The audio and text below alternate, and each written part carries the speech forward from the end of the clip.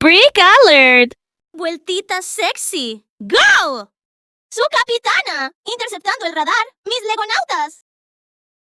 El set de hoy es Baby Astronaut. Referencia 40. 767 con 250 piezas. Así que es el tipo de set que puedes armar mientras tomas tu café intergaláctico.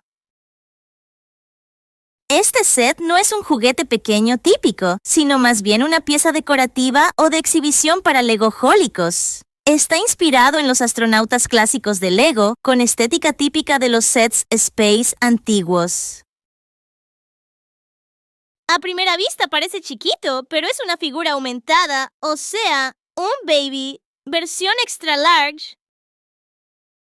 No sé ustedes, pero este pequeñín me da vibra de mini comandante del espacio, o de alguien que acaba de descubrir cómo flotar sin gravedad y le encantó. Este bebé no necesita traje presurizado, necesita una nave propia. Hoy nos vamos fuera de órbita porque tengo en mis manos a uno de los sets más tiernos del universo. Lo mejor de este set es que es tan photo-friendly. Puedes ponerlo en cualquier rincón y parece que está listo para despegar. ¡Houston! ¡Tenemos bebé astronauta!